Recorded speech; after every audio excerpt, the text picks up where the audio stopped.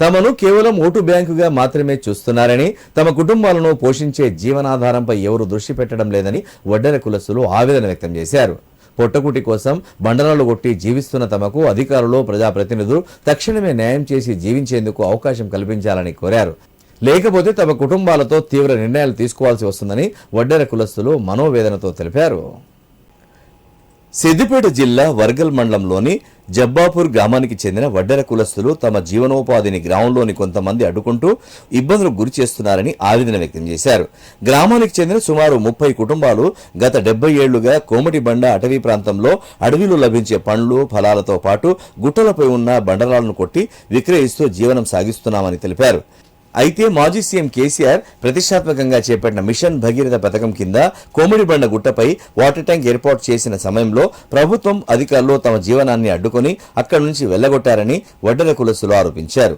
అక్కడి నుంచి తమ సొంత గ్రామానికి వచ్చి జీవనం కొనసాగిస్తున్న సమయంలో గ్రామానికి చెందిన కొంతమంది రియల్ ఎస్టేట్ వ్యాపారులు భూమి తమదేనని, గుట్టపై ఉన్న బండరాలు కూడా తమవేనని చెబుతూ తమ ఉపాధిని అడ్డుకుంటున్నారని వాపోయారు. అంతేకాకుండా ప్రభుత్వ భూమిని కబ్జా చేసే ప్రయత్నం జరుగుతోందని ఆరోపించారు.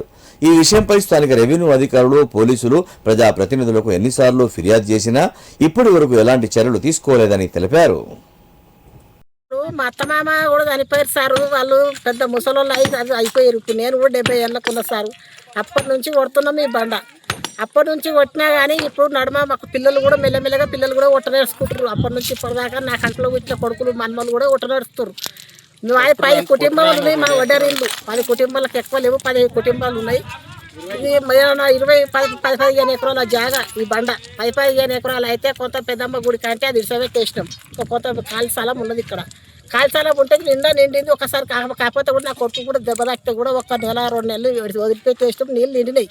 నీళ్ళు నిన్నాక కూడా నా పరిస్థితి బాగా, నా పెద్ద కొడుకు బాగాలేకపోతే మేము 1-2 నెలలు ఊకున్నాం సార్. 2 నెలలు ఊకున్నాక తెల్లందాకా జేసీకులు తెచ్చిర్రు. అయితే రాళ్ళు అడిగి కట్టలెక్క వేసిర్రు, సున్నాలు వేసిర్రు. మా పట్ట మీదేమని ఉంటే తీసుకురా, ఇది మా తాత పట్ట, ఇది మా అయ్య పట్ట, ఇది మీ అత్తమామ సంపాదించిరా అని గొడవకు వస్తారు సార్.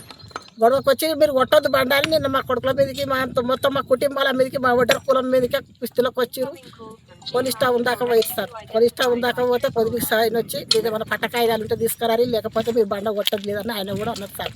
ఇక ఊళ్ళో సర్పంచ్ దాని పోతే సర్పంచ్ ఏమన్నాడు, మీకు పట్టలేదు కదమ్మా, మీరు పట్టలేదు దానికి బాధ ఎందుకు పడుతున్నారు, మీరు పట్టలేదు కానీ సర్పంచ్ కూడా పట్టించుకుంటలేడు. మమ్మల్ని ఎవరు కూడా ఏమేం చేస్తలేరు సార్. ఇక మేము ఎట్లా బతకాలి, మాకు బతుకుదేరు ఏదైనా ఆధారం పెట్టిర్రు, మీ దయ అంతే. మేము కొట్లాడతలేము, పంచాయతీ చేస్తాం, మేము జాగి ఇవ్వమంటలేము, భూమి ఇవ్వమంటలేము, వాళ్ళు సంపాదించలేము, మేము ఎకరాలు ఇవ్వమంటలేము.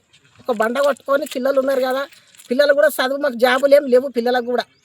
కాలికి బండ కొట్టుకొని 4 రాళ్ళు కొట్టుకొని ఎవరికైనా అమ్ముకుంటామని బండలు ఇవ్వమంటున్నాం అంతే సార్. మాకు ఎక్కువ తక్కువ మాకు ఏం ఆధారం లేదు. ఇది కూడా బండ కూడా చాలా లేదు. ఓ అద్దెకరో మాట 20 గుంటలో గంటనే ఉండొచ్చు సార్. అది కూడా మనం కొట్టనిస్తలేరు. మరి ఎట్లా బతకాలని మీ దయ చేసి మీరే చెప్పాలి సార్. బతకడం జరుగుతుంది. అయితే ఇంతకుముందు కొమ్మడి బండ మీద కూడా ఆడ 100 ఎకరాల బండ ఉంది. మిషన్ భరిత పడ్డాక అప్పుడు నరేంద్ర మోడీ, కేసీఆర్ వాళ్ళందరూ వచ్చి మీకు ఏదో ఉపాధి హామీ కల్పిస్తాం, మీకు ఏ జీవనోపాధి కావాలంటే అది చేసిస్తామని మాకు మాట చేయడం జరిగింది. ఆ తర్వాత మేము వాళ్ళ మాటలన్నీ ఒప్పుకొని మళ్ళీ ఈడ బండి ఉందంటే ఈడ కొట్టుకున్నాం. ఈడ ఒక 60-70 సంవత్సరాల నుంచి కొడుతూనే ఉన్నాం. ఈడ కూడా కొడుతున్నారు మా వాళ్ళు. ఈడ కొడితే ఆయనతో మొన్నటిదాకా ఏమైందంటే ఈడ పెద్దమ్మ గుడి, మల్లన్న గుడి కట్టినాక మళ్ళీ ఈ బండి అంతా ఖాళీ ఉంది. ఖాళీ ఉన్నాక ఈ రాళ్ళని తీసుకొచ్చి మా రాళ్ళు మాకే ఇట్లా అద్దులు వేయడం జరుగుతుంది. వాళ్ళు అద్దులు వేసి మాది కబ్జా, మీరు ఏం లేదని మనం నిలగొట్టి దౌర్జన్యంగా మనం ఇంటికి నిలగొడుతున్నారు ఈ ఊరోళ్ళు, ముదిరాజోళ్ళు.